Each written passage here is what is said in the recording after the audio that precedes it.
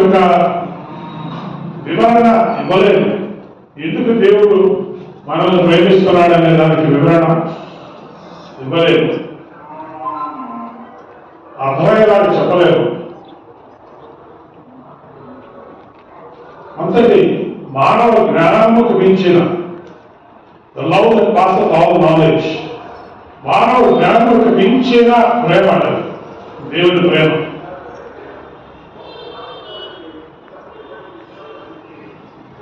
ఎంత గొప్ప ప్రేమ అంటే దేవుడు మనిషిని సృష్టించినప్పుడు దేవుడికి ఒక విషయం తెలుసు.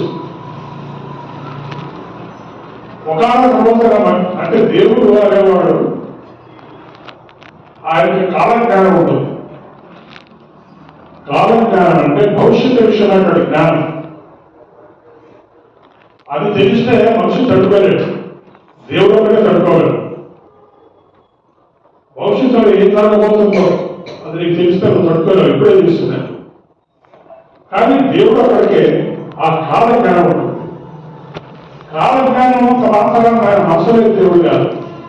కాలజ్ఞానం ఉంటే మరి ఎక్కువ బాధ కలుగుతుంది. తాను ప్రేమతో సృష్టించిన ఈ మనిషి, ప్రేమతో మట్టి బొమ్మలు చేసి అందరూ ఊపిరి పోసినటువంటి ఆ దేవుడు ఒక ఈ మనిషితో ఎన్నో సంబంధ బాంధవ్యాలు కలిగి ప్రేమ బంధం కలిగి ఉండాలని కలలు కలిగినటువంటి దేవుడు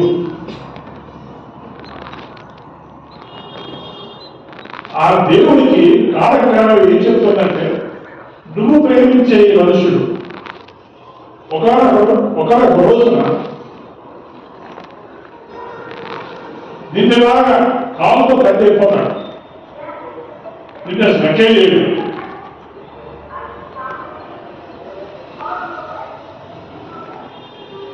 అని తెలిసాయి. తెలిసినా కూడా ప్రేమించినటువంటి దేవుడు ఆదిలో ఆనామంతో కూర్చొని ముగ్గురు కూర్చొని మాట్లాడుతూ ఉంటే, ఎంతో ప్రేమగా మాట్లాడుతూ ఉంటే, ఎంతో స్నేహంగా మాట్లాడుతూ ఉంటే,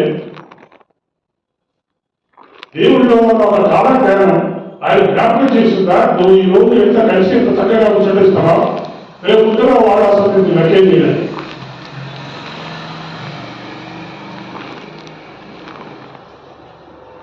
కాలజ్ఞానం ఆయన జ్ఞాపకం వచ్చిందా? జ్ఞాపకం వచ్చిన ద్వారా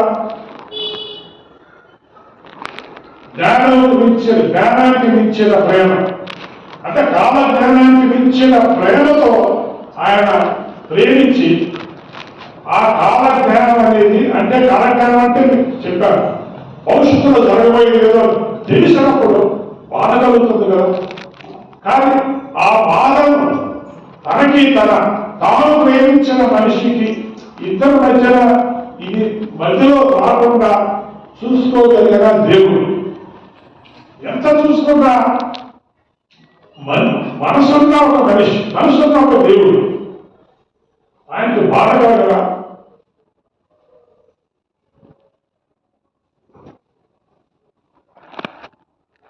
కానీ ఇవన్నీ తెలిసి అధిగమించేవాడు, భవిష్యత్తులో జరగబోయేది అని తెలుసు, అయినా ప్రేమించాడా?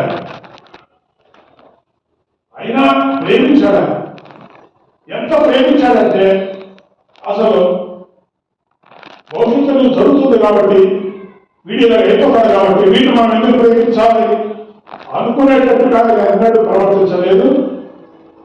ఆ జ్ఞానం యొక్క ప్రభావం మీద పడలేదు ఎప్పుడు కూడా. అందుకని జ్ఞానానికి మించిన ప్రేమ, జ్ఞానానికి మించిన ప్రేమతో ప్రేమించాడు.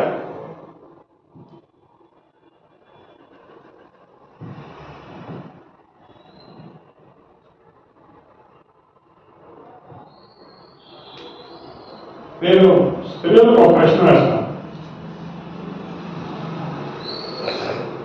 మీ సంఖ్యలో ఒక స్త్రీ గురించి చెప్తారు, దాని గురించి చెప్పండి.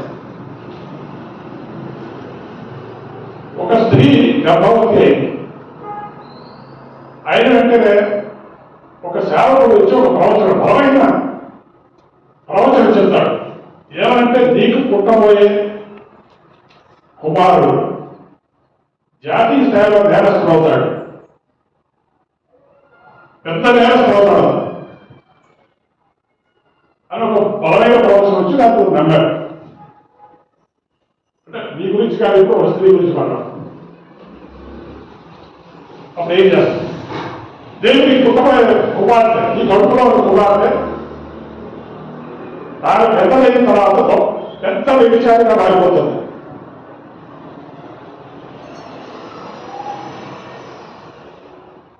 అప్పుడు ఆ స్త్రీ తన కడుపులో ఉన్న ఒకేలా నమ్మితే, నిజాన్ని నమ్మితే తను ఏం చేస్తుంది?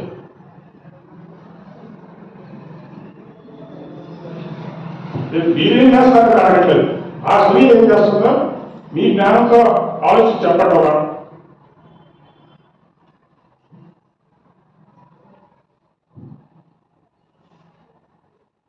కొడుకు అయితే పెద్ద నేరస్తుడు అవుతాడు, కుమార్తె అయితే పెద్ద వ్యభిచారి అవుతుంది అని తెలిసిపోయింది.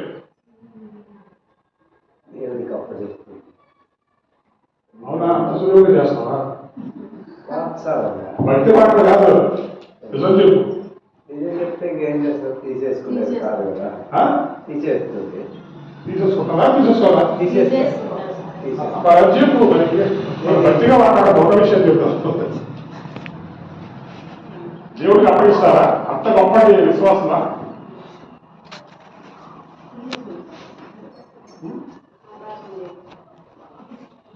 అంటే చాలా మంది పుట్టబోయే శిశువు, మీకు చాలా పరీక్ష పెట్టినట్టున్నారు. పుట్టబోయే శిశువు ఒకవేళ ఆడపిల్ల అయితే వెంటనే స్కాచ్లో తెలుసుకొని తీసేస్తున్నారు కదా. కడుపులో పెద్ద నేరస్తుడు నాడు విచారం ఉందంటే నమ్మితే తీసేస్తారు కదా. అమ్మ వద్దు, అలా అయితే అవుతుంది. ఒకవేళ ఉంచుకుంది అనుకున్నాం, తెలిసినా ఉంచుకుంది అనుకున్నాం. కానీ ఈ జ్ఞానం ఆమె కడుపులో పెరుగుతున్న ఆ బిడ్డ విషయం ఎప్పుడు ఆలోచిస్తూ చచ్చి బతుకుతా ఉంటుంది. అవునా, ఈ పిల్లవాడు అలాగా, నా కుమార్తె అలాగా అని అది ఇంకా నాట్యాసం, ఇంకా నాట్యాసంతో బతుకుతాం. చాలా మంది నిజం నమ్మితే ఏం చేస్తారంటే తీసేస్తాం, కడుపులో బిడ్డను తీసేస్తాం. ఇది మిమ్మల్ని ఎందుకు అడిగారంటే దేవుడు వాళ్ళకి తీసేయలేదు.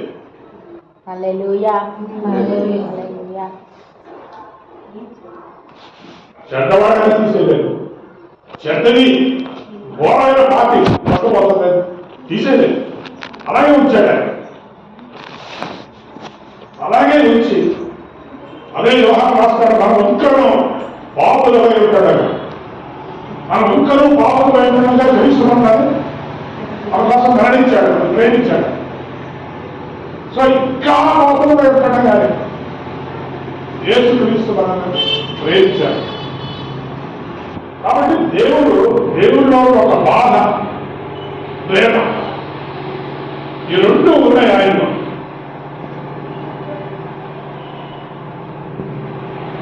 అందుకని యోహాను ఆశ్చర్యపోతూ రాశాడు, మనం దేవుడికి మనవాడు చూడబడ్డాడు, తండ్రి మనకి ప్రేమ గ్రహించడం చూడండి. ఎంత గొప్ప ప్రేమ! అసలు మనకి మనం దేవుడు తెలవలేదు. సైతాన్ పిల్లలా బతుకుతూ ఘోరమైన కార్యాలు చేస్తూ ఒక్కరోజు కూడా దేవుడు సంతోషపెట్టేటండి అవకాశం లేకుండా జీవిస్తూ ఉంటున్న వారు దేవుడు మనం ఎక్కడో పాపంలో ఉండగా ప్రేమించాడు.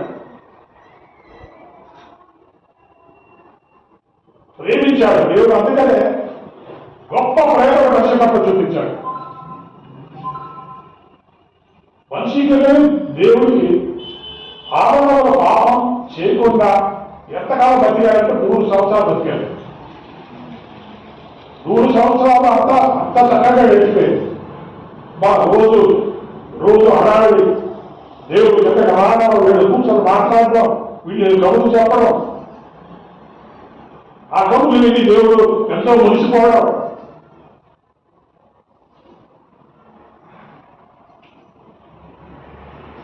నూరు సంవత్సరాలు ఎంత అందంగా గడిచిందంటే ఆ ప్రేమ బంధం. అయినా భవిష్యత్తులో తాను కలిసి సహవాసం చేస్తున్నాం మనిషి. ప్రతిరోజు దేవుడు టైంకి వచ్చేవాడంట వీళ్ళు కలవడానికి. ఎంత ప్రేమ చూడండి. సాయంత్రం 4:30, 5 టైం పెడుతున్నారంట. సరిగ్గా సూర్యుడు వెళ్ళిపోతాడు టైం. రోజు మీరు కోసం రావడం. ఆయన ఇన్ని ప్రపంచాలు సృష్టించాడు. అక్కడ ఆమెకు వదిలేసి వచ్చేవాడు. తాను ప్రేమించిన మనిషి కోసం. కాలం జ్ఞానంలో వీళ్ళు నాతో ఉండడం తెలిసేవాడు. ఆయన వాళ్ళని ప్రేమించాడు. అంతా వాళ్ళకి ప్రేమించాడు.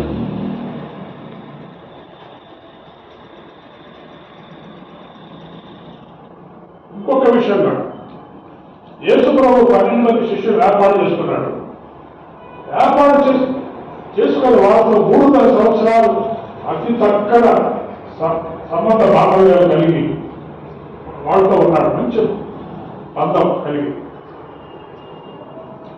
ఆ 12 మంది శిష్యుల్లో తాను ఏ రోజైతే యోగాన్ని ఏర్పాటు చేసుకున్నాడో ఆ రోజు కూడా దేవుడు తెలుసు ఈయన 3.5 సంవత్సరాల తర్వాత ఏం చేస్తాడు?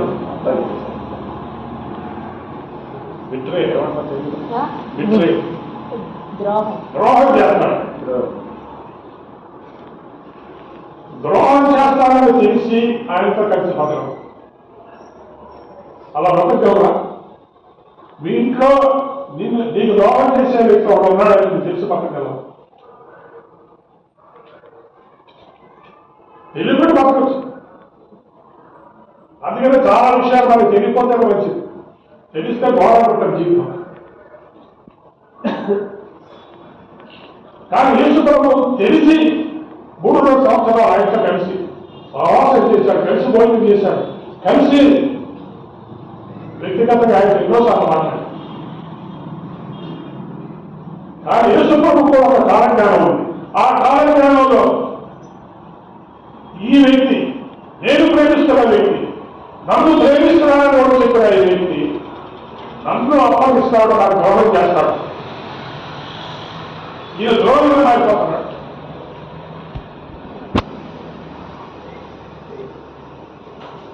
ఒక వ్యక్తి నీకు ద్రోహం చేస్తాడని అన్న ఆ వ్యక్తితో కాపురం చేయగలవా? నీకు తెలిసి నీకు కాలజ్ఞానం ఉంటే.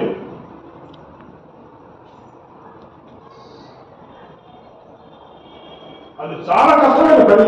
అది మనుషుల వల్ల, మనుషులకి ఆ బలం లేదు, చేయలేదు. ఆ కాలజ్ఞానం మనిషికి ఉంటే వీడు రేపు ద్రోహం చేస్తాడనుకుంటే ముందే చంపేస్తాడు.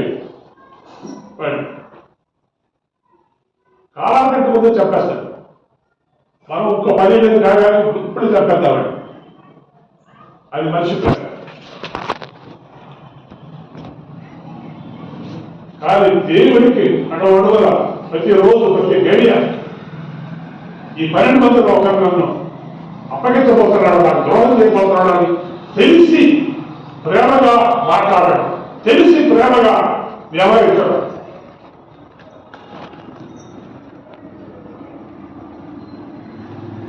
అది చాలా గొప్ప విషయం.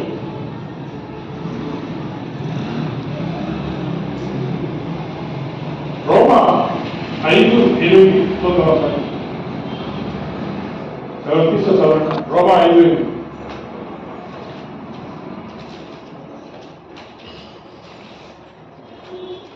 అయితే దేవుడు మన ఎడల తన ప్రేమను వెల్లడిపరుచుచున్నాడు. దేవుడు మన ఎడల తన ప్రేమను వెల్లడిపరుచుచున్నాడు.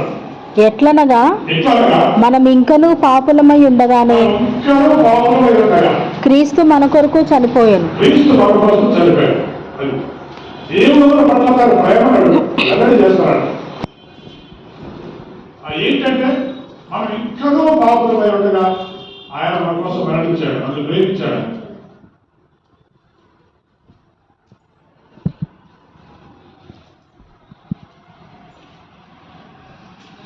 సో దేవుని యొక్క ప్రేమ ఎంత గొప్పదంటే ఆయనలో ఒక ప్రేమ ఉంది, ఇంకొక బాధ ఉంది. పాత గ్రంథం గ్రంథంలో హోషేయ అనే గ్రంథం ఉంది. మరి అందులో కూడా దీనికి సంబంధించిన కొంత విషయాలు మనం చూడవచ్చు. దేవుడికి ఇశ్రాయేలు ప్రజలు ఎంత చెప్పినా వినకపోవడం, అవిధేయం చూపించడం, అసలు ఆయన ఎంత ప్రేమిస్తున్నాడో ఆ ప్రేమనే పట్టించుకోకపోవడం.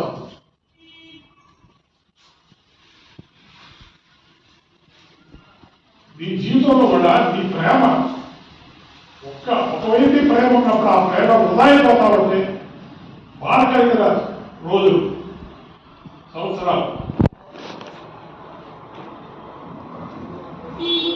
ఈ ప్రేమ వృధా అయిపోతా ఉంటే అవసరం వాళ్ళు అసలు పట్టించుకోకూడదు. దేవుడు ఇశ్రాయేలు ప్రజలను ఒకసారి ప్రేమించాడు, ఇంకోవైపు బాధ, మనసులో బాధ.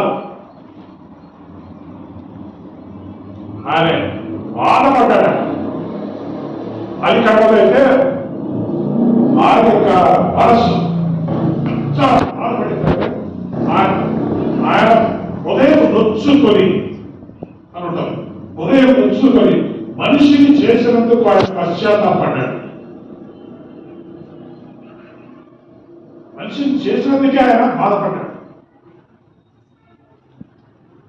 అందుకే ఒకసారి తల్లిదండ్రులు వాడి పిల్లలు చెడు బాధలు వెళ్ళిపోయి చిన్న మాట లేకపోతే అరే అసలు నువ్వు పుట్టకపోతే బాగుండరా అని అన్న మాట విన్నా వీళ్ళే ఉంటారా అంటారా? సో అటువంటి బాధ ఒక తల్లికే అటువంటి బాధ ఉన్నట్టు, పాపి అయిన తల్లికే అంత బాధ ఉన్నట్టు, మరి దేవుడికి ఎంత బాధ, అంత బాధతో ఎవరంటే అక్కడ హోషేయ అనేటువంటి ప్రవక్తగా పిలిచాడు. హోషేయను పిలిచి ఆయన ఒక అనిపించాడు. అది ఇష్టమా కాదా ఏమనగట్లేదు. ఏమన్నాడంటే హోషేయ జీవితం ద్వారా ఒక సందేశం ఇవ్వాలనుకున్నాడు. నువ్వు హోషేయ పెళ్లి కాదు. ఆయన ఏం చెప్పాడంటే నువ్వు ఈ వ్యభిచారంతో ఉన్న ఒక స్త్రీని ఎంచుకొని ఆయన నువ్వు పెళ్లి చేసుకో అన్నాడు. అంటే హోషేయ ద్వారా ఒక సందేశం ఇశ్రాయేలు ప్రజలకు ఇవ్వాలనుకున్నాడు.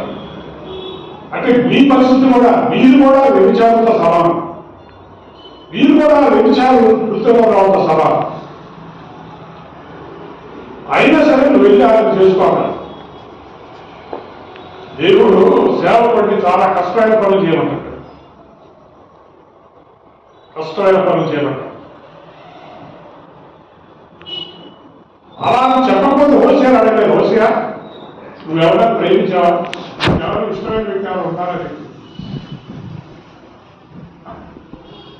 అని అడగలేదు.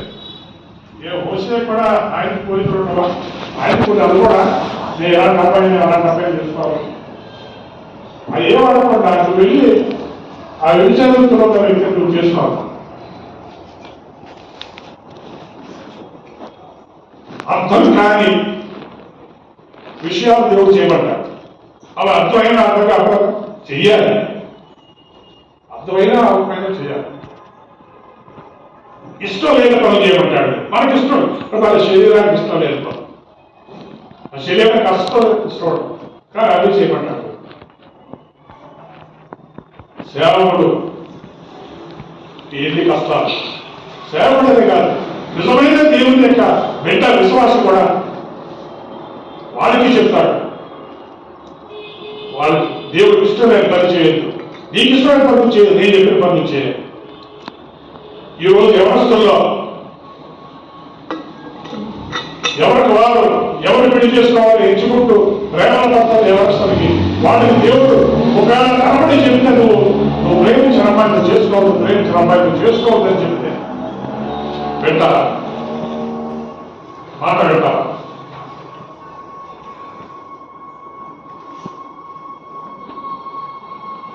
సరే ఎన్ని చేసుకోగలరా? వెళ్ళి ఒక ఆమెని చేసుకోవాలని తీసుకొస్తే ఆమె ఏమన్నదంటే, నువ్వు నన్ను చేసుకుంటావా? చేసుకో. నేనైతే నేను చేసుకోగలను. అదేంటది? మీకు అర్థమైంది కదా? నేను నిన్ను చేసుకుంటాను, చేసుకోవాలి. నేనైతే నేను చేసుకోవాలి. అయినా పెళ్ళి అయిపోయింది. దాని అర్థం ఏంటి? నువ్వు నేను చేసుకోవాలనుకుని నేను చేసుకో, కానీ నేను నా వ్యభిచారం అవుతుంది, అది మాత్రం నేను మాను. పెళ్ళైనా మాను. ఇంత మంచి కమలం మీరు బయలుదేరా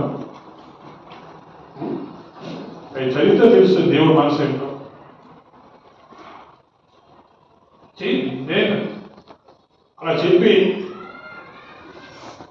హోషేయకు 3 పిల్లలు కాదు, కానీ ఎవరో ఆ ఊళ్ళో పెద్దవాళ్ళందరూ ఆమె పిలుస్తుంటే ఈరోజు రాత్రికి రా అంటే వెళ్ళిపోయింది. అంటే ఎంత చావు చూడండి అక్కడ. దేవుడు సంతోషపడ్డాడు. నువ్వు ఏదో ఆయన ఆ వ్యభిచారిత్వంలో ఆ స్త్రీ చేసుకోమంటే చాలా కష్టంగా చేస్తున్నారు. ఇప్పుడు ఆమె అసలు ఆ వృత్తే బాగుందంటారు. నీకు నిజంగా అంత ప్రేమ ఉంటే నేను ఇలాగే ఉంటాను, అయినా ప్రేమించుతానంట. నేను ఇలాగే ఉంటాను అని ప్రేమించి, అది కూడా మనుషులకు దేవుడు చూపించడానికి. అటువంటి వ్యక్తి ప్రేమించినా కూడా ఆ ఇష్టానుసారమైన జీవితం జీవించడానికి సిద్ధపడ్డాడు. ఒక స్త్రీ ద్వారా ఇశ్రాయేలు సందేశం చెప్తున్నాడు. మీరు కూడా అంతే కదా, మీరు మంచివాడ, మీరు కూడా అంతే కదా. మిమ్మల్ని మీరు నాకు ఇష్టమైన పనులు, ఇష్టమైన జీవితం జీవిస్తున్న సరే నేను ప్రేమిస్తున్నాను కదా, నేను అలా చేస్తున్నాను. నువ్వు ఈ వివాహం చేసుకొని ఆ వివాహం తర్వాత కూడా మానవసు పొందని నీ భార్య ద్వారా కూడా ఈ ఇశ్రాయేలు ప్రజలకు ఒక సందేశం లేదు. ఇప్పుడు నీకు తెలిసిందా అవశ్య నీ మనసు ఎంత, దేవుడి మనసు ఎంత బాధపడుతుందో. నువ్వు అది ఈమెను చేసుకోకపోతే నా మనసు నీకు అర్థం కావాలి. నా మనసు నీకు అర్థం కావాలి, నా ప్రేమ ఇశ్రాయేలు ప్రజలకు అర్థం కావాలని నేను ఇలా చేయమన్నా. అందుకు నువ్వు నా కోసం త్యాగం చేశావు, నీ ఇష్టాలు పక్కన పెట్టావు. కష్టమైన ఎప్పుడు ప్రతిరోజు చచ్చి పక్కడమే నీ పని అయిపోయింది.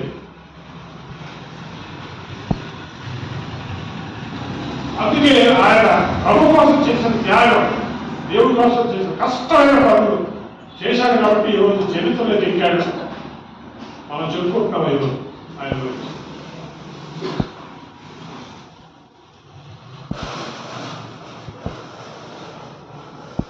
అందుకు దేవుడు మనల్ని ప్రేమించే విధానం ఎంతగా ప్రేమించాడంటే మన కోసం ప్రాణం పెట్టేంతగా ప్రేమించాడు. మన కోసం ప్రాణం పెట్టేంతగా ప్రేమించాడు. ఆయన మా శిలువ మరణంలో గొప్ప ప్రేమ, అనంతమైన ప్రేమ దాగి ఉంది, అర్థం కాని ప్రేమ దాగి ఉంది.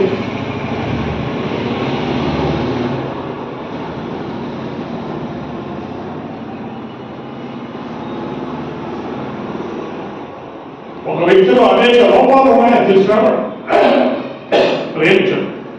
అనేక లోపాలు ఉన్నాయి తెలిసినా కూడా ప్రేమించగలడు. ఒక వ్యక్తి నీకు ద్రోహిగా మారిపోతాడని తెలిసినా కూడా ప్రేమించగలడు.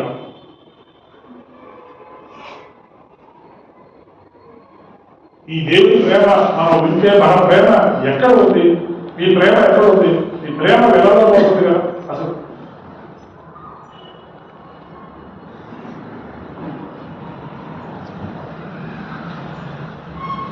మనుషులకు మనకి ఏం చేస్తారంటే చిన్న తేడా వస్తే కట్ చేసుకోవడం తెలుసు. అవసరం లేదు, చిన్న తేడా వస్తే కట్ సులువైన పని కదా.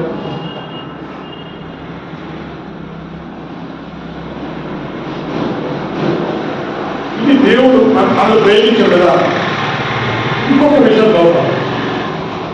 ఇప్పుడు అలాంటి దేవుడు మరి మిమ్మల్ని ఎంతగా ప్రేమిస్తున్నారు కదా, ఎంతగా ప్రేమిస్తున్నారంటే ఇప్పుడు మీరు కదా ఎంతగా ప్రేమ. ఇప్పుడు ఆయన అడుగుతున్నాడు, నేను మీ మీద చాలా పెట్టుబడి పెట్టాను, నా ప్రాణం ఇచ్చేసాను, మీకు ఎవరు ప్రేమించకుండా మిమ్మల్ని ప్రేమించాను. ఏ ప్రేమ విలువ లేదా? ఈ ప్రేమ అసలు విలువ ఉండదా? ఈ ప్రేమ గురించి మీరు ఆలోచించరా? ఈ ప్రేమ కోసం మీరు ఏ త్యాగం చేయరా? అందుకు దేవుడు తిరిగి మనం అడుగుతూ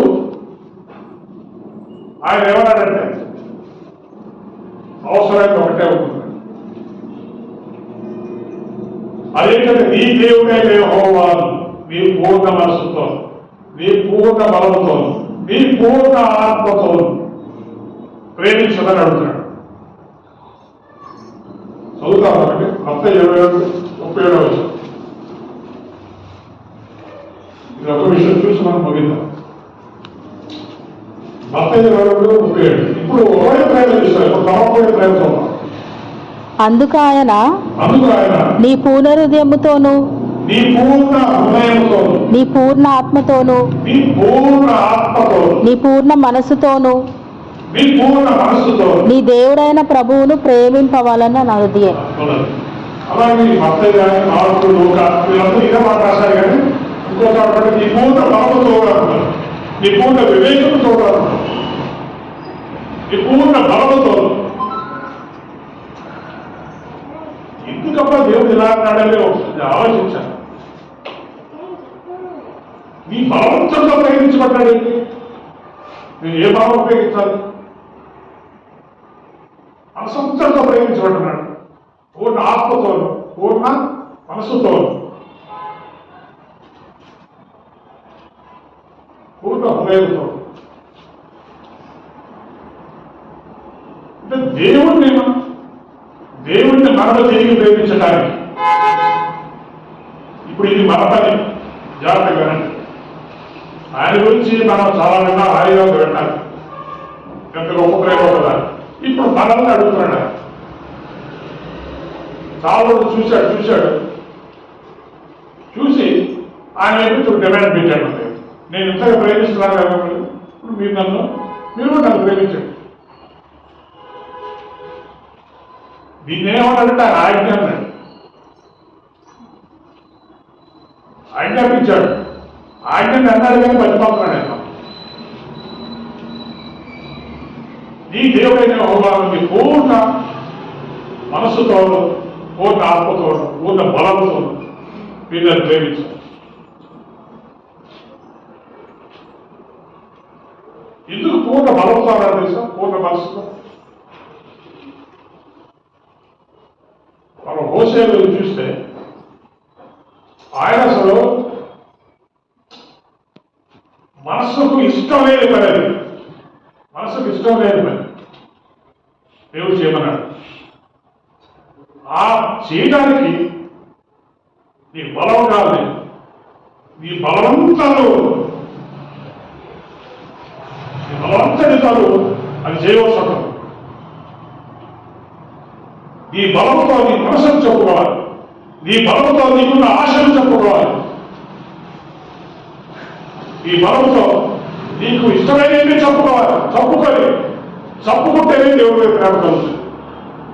పాయింట్ ఏంటంటే ఇదే పాయింట్. నువ్వు నీ పూర్ణ బలంతో నీ మనసులో, నీ హృదయాన్ని, నీ ఆశలు, నీ కోరికలు నువ్వు నాకు చెప్పుకుంటేనే దేవుడి ప్రేమ కలుగుతుంది. దేవుడి ప్రేమ కలగదు. ఇక్కడ మీరందరూ కూడా ఏదో ఒక గడియలో మీరు అంటారు, ఎవరు కూడా నేను దేవుడిని ద్వేషిస్తానని, నేను దేవుడిని ప్రేమిస్తున్నానని అంటారు. అది చెప్పడానికి వినడానికి బాగా. ఇప్పుడు మీరు అలా చెప్పారనుకో, ఒకవేళ నేను సంతోషిస్తాను, మన సంఖ్య ఏమంటుందంటే దేవుడిని నేను ప్రేమిస్తానంటారు. ఒకవేళ నాకు ఏమైనా చిన్న సంతోషం కలగచ్చు, కానీ దేవుడు కలగదు. ఎందుకంటే అది ఒట్టుబాటు, కొట్టుబాటు. ఎందుకంటే అంటున్నారు ప్రేమ, కానీ ఆ ప్రేమ కోసం మీరు ఏది కష్టపడరు. ఆ ప్రేమ కోసం ఏ త్యాగం చేయలేదు, అసలు ఆలోచన చేయట్లేదు. ఎవరి కోసం ప్రేమించడానికి ప్రేమించని అన్నట్టుగా ఉన్నాం. కానీ అక్కడ దేవుడు చెప్పిన దాన్ని, అడిగిన దాన్ని చేయడానికి, దేవుడి మీద ప్రేమ రుజువు చేయడానికి ఇక్కడ ఆయన అన్ని విషయాలు చెప్పుకోవాల్సి వచ్చింది. ప్రజలకు అర్థం కాక ఏమన్నారంటే, హోసియా ఏదో మన పెద్ద ప్రవక్త భక్తులు అనుకున్నారు, వీడు ఎవరు చేసుకోవాలి అసలు? ఓ పరిశుద్ధ ప్రార్థన ప్రోగ్రాలు చేసుకోవాలి కదా, ఎందుకు చేసుకోలేదు? ఇదేంటి ఇలాంటి ప్రతిపాదన చేశాడు? దేవుడి సేవ అంటే వీడు ఎవరో ప్రేమించుంటాడు, ప్రేమించిన అమ్మని చేసుకున్నాడు. అది దేవుడి సేవ అంటే ఇదేంటిది? ఇదేం ప్రేమ? ఎవరో ప్రేమించినట్టు ఇవన్నీ మనుషులు అసలు ఏ వాతం.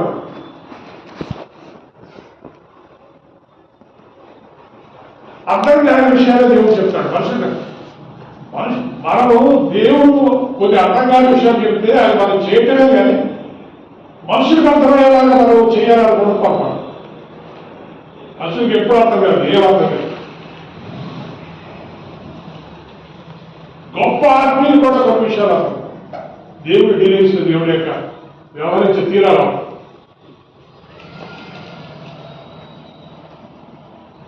కాబట్టి దేవుడు ఒకవేళ మనకి ఎక్కువ సంతోషంగా ఉంటామంటే 10 ఆజ్ఞలు ఉన్నాయి కదా, ఈ 10 ఆజ్ఞల్లో మీరు ఒక కన్సెషన్ దేవుడు మనకి ఇచ్చాడు అనుకోండి, 5 ఆజ్ఞలు చేయండి, 5 ఆజ్ఞలు చేయకపోయినా పర్లేదు.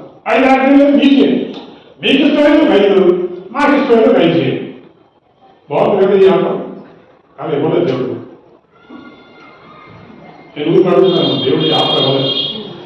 ఒకవేళ దేవుడు మీకు 10 ఆజ్ఞల్లో 5, మీకు ఇష్టం వచ్చిన 5 చేయండి, మీ సొంత 5 చేయండి. బాగుంటుందా? దేవుడు ఆ కన్సెషన్ అయితే ఇవ్వలేదు. పైగా ఏమంటారంటే మీరు 10 ఆజ్ఞల్లో ఒకటి మీద అన్ని మీరు తింటాడు. ఇప్పుడు ఇది మరి ఇంకా ఇది మరి బాగా ఒకటి మీదే 9 మీరు లేదు.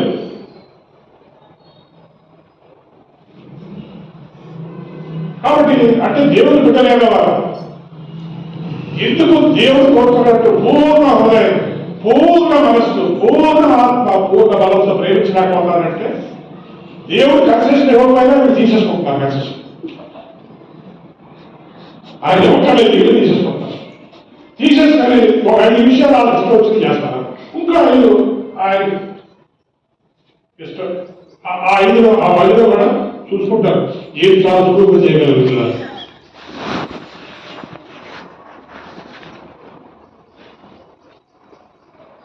ఇది మన ప్రేమ, పనికిమాల ప్రేమ.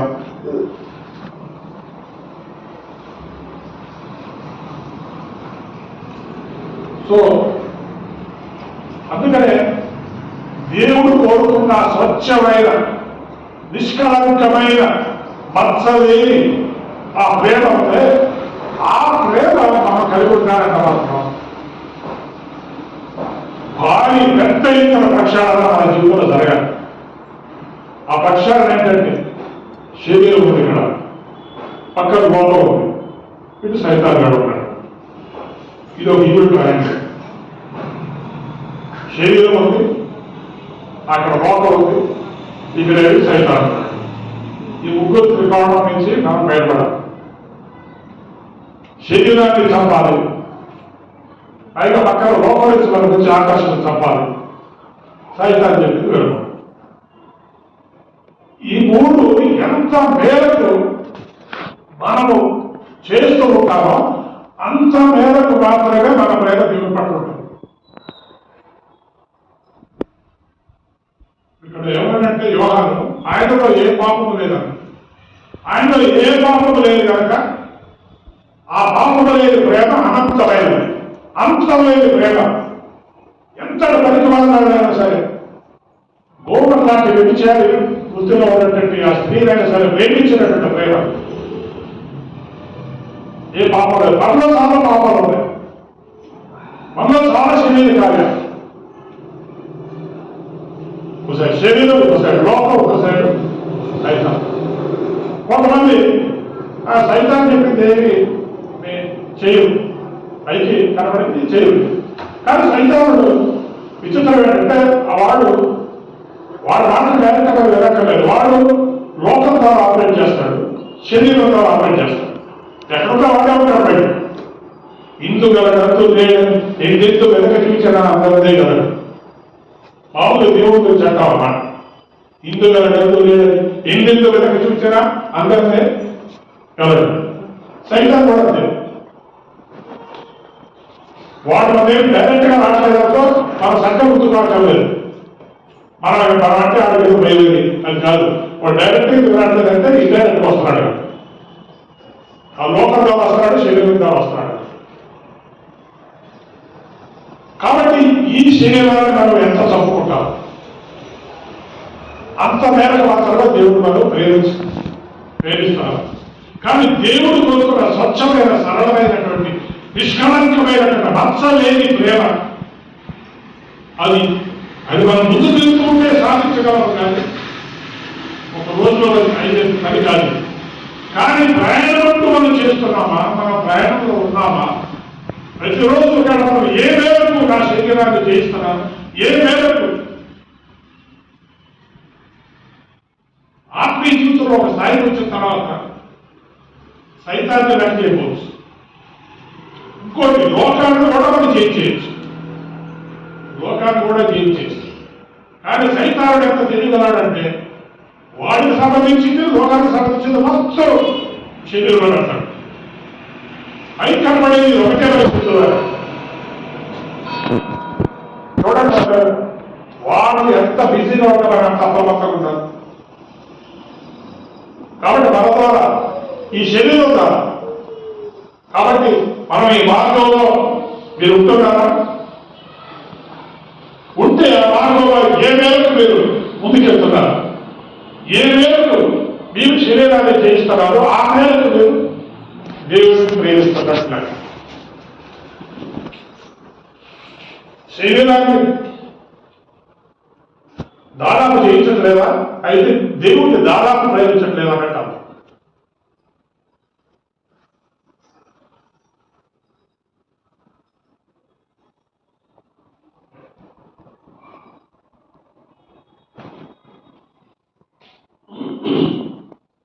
ఎస్ఎస్సి 5:1-2 విత్తనాలు చూసుకున్నాం. ముగిద్దాం.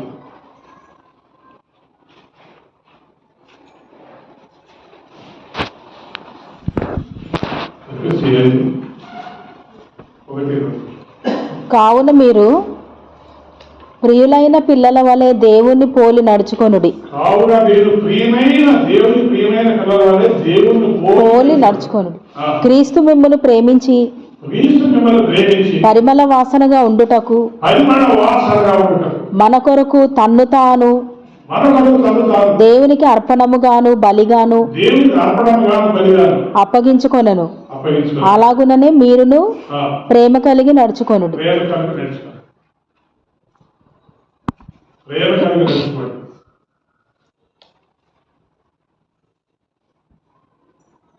క్రీస్తు ఎలాగైతే తను తాను అర్పించుకొని ఒక పరిమళ వాసనగా మనకి ప్రేమ వెంచలేడు. చూడండి, ఎవరన్నా మనం బట్టలకి సెంట్ వేసుకుంటాం కదా, బట్టలకి సెంట్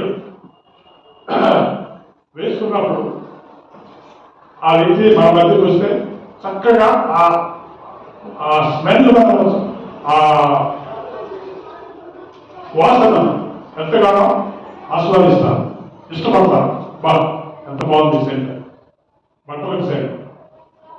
అయితే ఇక్కడ దేవుడు ఏం చెప్తున్నాడంటే మీరు బట్టలు వేసుకున్నారు కానీ మీ ఆత్మీయ జీవితాన్ని కూడా కొంత సెంట్ వేసుకోండి అంటున్నాడు. ఏంటి ఆ సెంట్ ఎక్కడి నుంచి వస్తుంది? తను తాను ప్రేమించి మన కోసం ప్రాణం ఇవ్వడం ద్వారా అందులో పరిమళ వాసన వచ్చింది. అలాగే మనకు మన శరీర కార్యాలని లౌకికమైనటువంటి కోరికలను మనము చంపినప్పుడు ఏ మేరకు చంపుతావో ఆ మేరకు పరిమళ వాసన వస్తా ఉంటాం. మమ్మల్ని పరిమళ వాసన రావాలి, మమ్మల్ని పరిమళ వాసన రావాలి. అది దేవుడు మనల్ని కోరుకుంటున్నాడు. అంటే ఇప్పుడు దేవుడు మనల్ని ప్రేమించే విధానాన్ని మనం ఆలోచించడం, తిరిగి మనం వాడిని ప్రేమించడం మొదలుపెట్టినాం. ఆ ప్రేమ యాత్రలో మనం ఎంత మేరకు ముందు పెడుతున్నాం, ఎంత మేరకు శరీరం చదువుతున్నాం, అంత మేరకు ప్రేమ మనం ఎదుగుతా ఉన్నాం.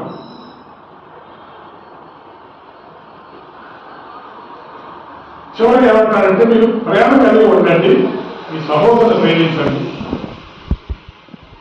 ప్రేమ కలిగి నడుచుకోండి.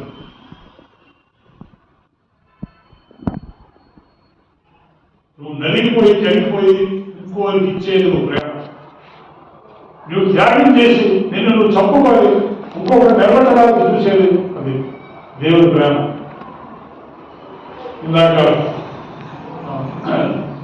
శానం తన సాక్ష్యం చెప్పినప్పుడు ఆ సాక్ష్యంలో మాట మరి నేపాల్ ఆయన గురించి, ఆయన పేరు యాండ్రూ, నేపాల్ ఆయన గురించి ఆయన ఆత్మహత్య ఎందుకు చేసుకోవాలనుకున్నాడు. దాదాపు 11 రోజుల నుంచి భోజనం లేదండి.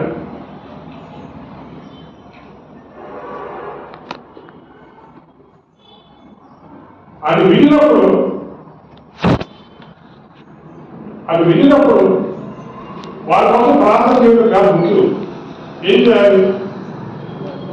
మనం సులువైన పని చేయాలనుకున్నాం. కొంతమంది సులువైన పని అది ప్రార్థన చేస్తాం లేదు, అడుగులో మీకు ప్రార్థన డబ్బులు ఇస్తే పంపించండి. మనం చేసాం. అది నేను చెప్పబోయేది ఏంటంటే మా దగ్గర 2-3 సందర్భాల్లో డబ్బులు మంది నాకైనా ఊడ్చి నేను అడిగాను చాలా నీ గ్రంథం ఆన్లైన్లో 4 గ్రంథం చూసుకొని ఏమి అంత ఊడ్చి ఆ కష్ట సమయంలో 1000 రూపాయలు చెప్తాను. అది తీసుకోలేక భోజనం తిన్నాడు. తన ఆత్మహత్య చేసుకోకూడదు, ఇది దేవుడి ప్రేమని గ్రహించుకున్నాడు. అందుకని యేసుప్రభువు చెప్పాడు, 2 మాట నన్ను ప్రేమించాడు, 2వ నిన్ను వలె పొరుగువారిని ప్రేమించాడు. ఇంకో సందర్భంలో చాలా చెప్పగలరా, ఎక్కడో కాశ్మీర్లో ఒక అబ్బాయి ఒంటరిగా ఉంటే మా క్యాథలిక్ తన ఫ్రెండ్ ఇక్కడ సేవ చేస్తాడు. చాలా ఆర్థిక ఇబ్బందిగా ఉంది. కనీసం 500 అప్పరా అని అడిగితే అప్పుడు కూడా మన దగ్గర లేకపోతే నీ దగ్గర చదువు 200, నా దగ్గర చదువు 300, 2 కలిపి పంపిస్తాం. అంటే ప్రేమ అనేది ఎప్పుడు స్పందించాలి. ఎక్కడ ఏ కష్టం ఉన్నా మిమ్మల్ని ప్రేమించుకోవడానికి అర్థమేంటి, నిన్ను వల్ల పొరపాటు ప్రేమించడానికి అర్థమేంటి. నాకు ఇలాంటి కావాల్సిందా వస్తా ఉంటాయి. ఎవరు కూడా ఏదని చెప్పలేదు. వాళ్ళు లేకుండా ఇచ్చినటువంటి ఇంకొక జీవితాన్ని ఇంకొకటి నిలబెట్టడం అదే ప్రేమ. అది లేకపోతే ఎంత భక్తి చేసినా వేస్ట్. యాకోబు అన్నాడు కదా,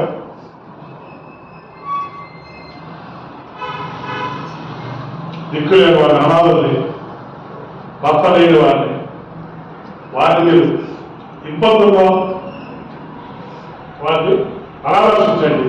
ఇంకోటి కూడా అన్నాడు, ఈ లోక బాధ్యతను మీకు అక్కడ కూడా చూసుకోండి. ఇవి చేస్తూ కూడా ఈ లోక బాధ్యతని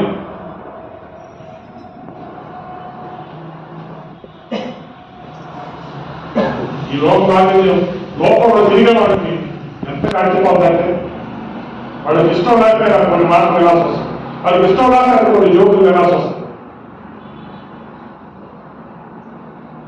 అలాంటి 2 అర్థాలతో కూడిన మాటలు మాట్లాడతారు పద్ధతులు. Double meaning jokes. వాటి వల్ల ఒక పరిశుద్ధి లేక పవిత్రత దాని కళతో వస్తాము. కాబట్టి లోకంలో ఎలాంటి అయితే మనం వింటూ చూస్తూ ఉంటే లోక బాధ్యతలు మనకి అంటకుండా ఉండదు. వాటి వెంట ఎప్పటికప్పుడు కలుగుతూ ఉండాలి.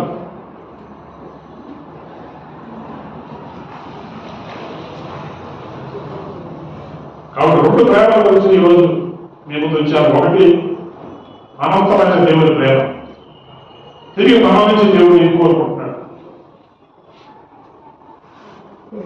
దేవుడు కూడా బాధపడి అడిగించాడు, కానీ ఇప్పుడు నేనేనా మీరు నన్ను ప్రేమించరాలి, ఇప్పుడు నేనేనాక మీరు నన్ను ప్రేమించరాని అడిగిస్తాను గౌరీ.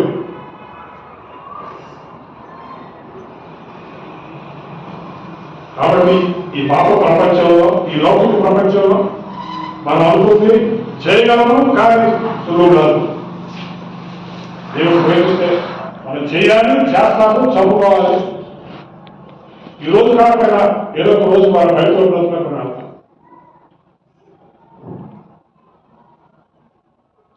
దేవుడు ఈ వాక్యాన్ని మీకు అందరికీ అర్థమైన